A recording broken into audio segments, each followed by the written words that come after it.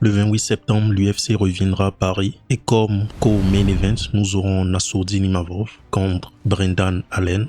Le 4e Imavov contre le 8e Brendan Allen. Ce combat est un gros risque pour Nassourdine Imavov, mais je suppose qu'il l'a accepté, surtout pour combattre à l'UFC Paris. Brendan Allen gagnera 4 places au classement s'il réussit à battre Nassourdine Imavov. Il est actuellement l'une des stars montantes de la division des poids moyens. Il a affronté des combattants comme André Muniz, Bruno Silva, Paul Craig et Chris Curtis. Cette compétition affrontée est, à mon avis, plutôt décente, surtout qu'on a Paul Craig qui a battu il y a quelques années Jamahal Hill et Bruno Silva a combattu Alex Pereira. Le style de Brendan Allen est plutôt difficile à catégoriser. La meilleure description que je pourrais en faire est qu'il s'en sort toujours. Ce que je veux dire par là est qu'il me rappelle Dricus du Plexis, surtout dans sa résistance.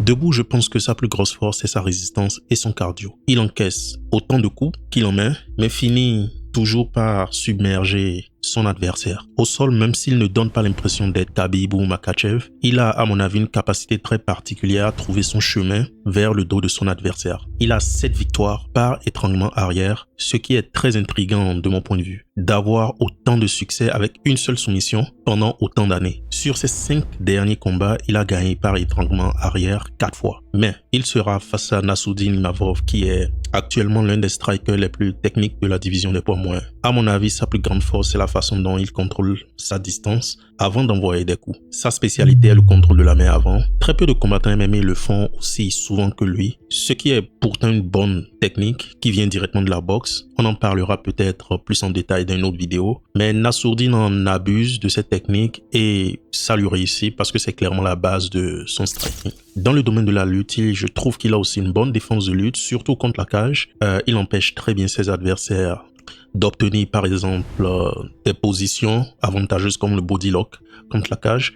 La seule chose qui m'inquiète ici est qu'il fait son meilleur travail contre la cage, justement. Je n'ai pas vraiment de problème contre ça, mais cela pourrait être un aspect qu'Allen pourrait exploiter. Ce qui nous amène un peu à mon analyse de ce combat. Dans le striking, dans le domaine du striking, je pense qu'Imavov dominera Allen. Imavov est beaucoup trop technique et a beaucoup d'armes dans son arsenal. Il a de très bons oblique kicks que j'espère qu'il utilisera beaucoup plus ici. Je trouve toujours qu'il n'utilise pas assez ses oblique kicks. Je sais aussi que c'est un type de kick qui peut rendre vulnérable au contre. Surtout s'il est raté, on peut se retrouver directement en ligne de mire de l'adversaire. Mais une fois de plus, je pense qu'il pourrait le faire beaucoup plus. Les oblique kicks sont très utiles parce qu'ils découragent vraiment les adversaires d'avancer à cause du gros risque de blessure qu'ils peuvent représenter. John Jones a détruit les genoux de Rampage avec ce type de kick et il y a quelques années, je pense il y a 2 ou 3 ans, en 2021 ou en 2022, Khalil Rountree a aussi détruit les genoux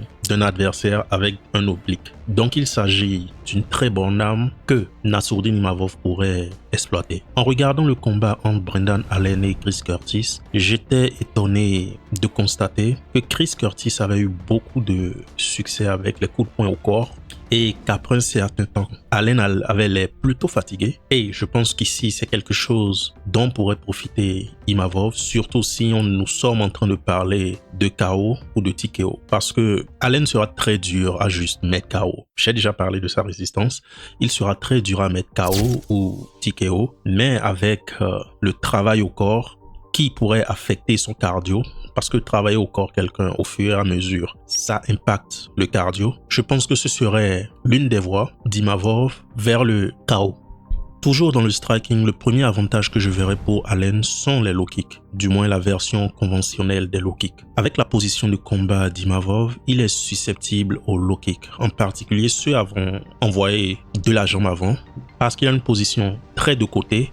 À cause du manque d'équilibre naturel dans la position de combat qu'il adopte, on le voit souvent tomber après un low kick ou totalement déséquilibré. Ce serait quelque chose que pourrait exploiter Allen, surtout qu'il en envoie plus que Imavov. Le deuxième avantage ou le truc que j'aime le plus dans le striking d'Allen, ce sont ses coudes en distance de clinch. Personnellement, j'aime bien parce que la plupart des combattants choisissent et acceptent le clinch. Mais Allen choisit de démarrer avec un coude avant d'accepter le clinch, ce qui est une mentalité totalement offensive comparée à la mentalité défensive d'initier le clinch ou juste de l'accepter. Le grappling sera la plus grosse force d'Allen. Comme je l'ai dit un peu plus tôt, Imavov est fort pour défendre les takedowns contre la cage, mais au milieu de la cage, il pourrait avoir un énorme problème si Allen réussit à la mener au sol dans cette zone. Ce qu'il y a à savoir sur Allen est qu'il est capable d'obtenir des takedowns dans toutes les zones de l'octogone.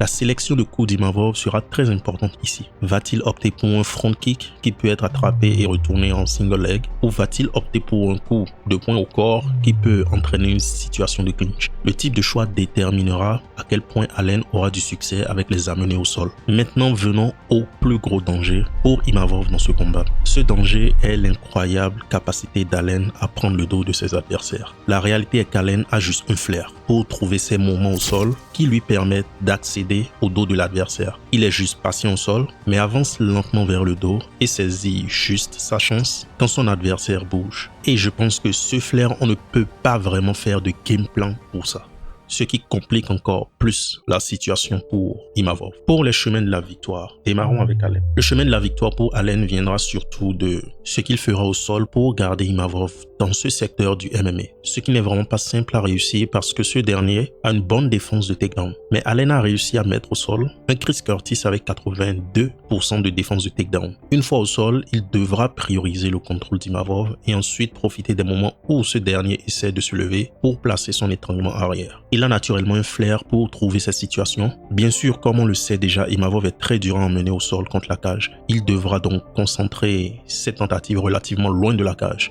Debout, il devra utiliser des low kicks pour déstabiliser Imavov qui a, comme on l'a dit, une position de combat qui le rend susceptible à ses pertes d'équilibre. L'une des plus grandes forces d'Allen est sa façon d'utiliser tous les aspects du MMA. Le chemin de la victoire pour Imavov sera dans le striking et dans la défense de lutte, plus précisément son attitude au sol. Dans le striking, je pense vraiment qu'Imavov dominera. Le travail au corps sur Allen donnera à mon avis de gros résultats. Le combat face à Chris Curtis me l'a montré. Il a plusieurs moyens de le faire, les front kicks ou juste de simples coups au corps. Chacune de ces deux tactiques viennent avec des résultats, avec des risques différents. Au sol, je pense qu'il faudra qu'il fasse très attention à ne pas donner son dos. C'est plutôt évident comme remarque, mais sérieusement, il devra faire extrêmement attention à ça. Allen a plus de 5 soumissions par étranglement arrière. La demi-garde a été très utile à plusieurs anciens adversaires d'Allen.